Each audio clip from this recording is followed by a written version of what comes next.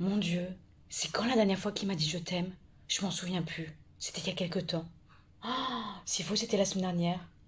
Oh là là, ça veut peut-être dire qu'il m'aime plus. Peut-être qu'il va me quitter. Mais non, il ne faut pas raisonner comme ça. On peut dire je t'aime à quelqu'un sans pour autant avoir à le dire tous les jours. Il y a des personnes qui vont dire je t'aime une fois et après qui vont le dire de temps en temps. C'est pas parce qu'ils vont le dire de temps en temps que ça veut dire justement qu'ils t'aiment moins ou qu'ils vont te quitter.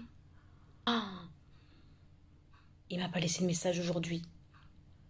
D'habitude, il me laisse un message dans ce créneau-là, de midi à 2. Pourquoi aujourd'hui il m'a pas laissé de message? Oh là là, s'il faut, il est avec quelqu'un d'autre. Oui, c'est ça, il doit être avec quelqu'un d'autre. S'il faut, il a rencontré quelqu'un d'autre. Il a rencontré une autre femme. Ou elle a rencontré un autre homme. Oui, ça doit être ça. Il doit avoir un souci, c'est pas normal qu'il m'envoie pas de message. Parce que d'habitude, il m'envoie un message de midi à 2 tous les jours. Mais non, ça ne veut pas dire ça. Il faut arrêter de penser de cette façon-là.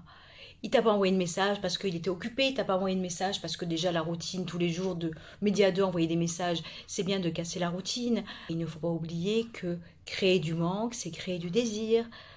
Tout va bien. Voilà. Ce soir, il va faire du sport.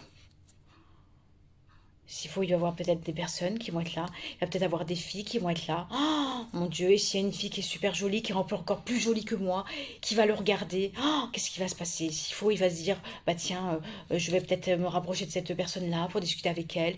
Et plus si affinité. Et voilà, et puis après, il va rentrer à la maison et il va me dire que ça y est, c'est fini entre nous. Mais c'est pas possible, il faut vraiment arrêter de penser comme ça, mon Dieu, mais dans un couple, c'est très bien d'avoir des activités chacun de son côté. Ça ne veut pas dire pour autant que ça y est, c'est la fin du monde. Au contraire, d'avoir des activités en commun, des activités séparément, c'est très bon pour le couple parce que quand vous vous retrouvez, vous avez des choses à vous raconter sur ce que vous avez fait.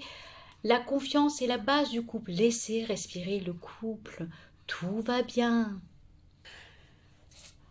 Oh là là, je suis en train de manger avec lui là et je suis en train de me dire mon Dieu, mon Dieu, mon Dieu, mon Dieu, il me parle pas, il parle moins. Qu'est-ce qui se passe? Pourquoi il me parle moins?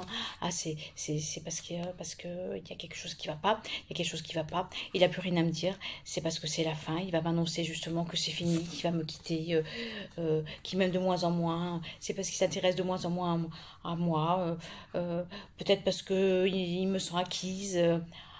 Mais il faut arrêter de penser comme ça. Les silences, ça peut arriver en mangeant, ça peut arriver dans une soirée. Le silence permet, comme quand un enfant ou un adulte s'ennuie, d'être dans l'action. Donc un silence dans les discussions, c'est normal. Ça permet à la personne justement d'initier l'envie de dire quelque chose, l'envie de poser une question. Mais s'il n'y a pas de silence, ça laisse pas le temps au cerveau d'initier l'action et d'être dans le questionnement concernant l'autre. Il faut laisser respirer les uns et les autres et laisser le silence dans des instants de vie dans un couple.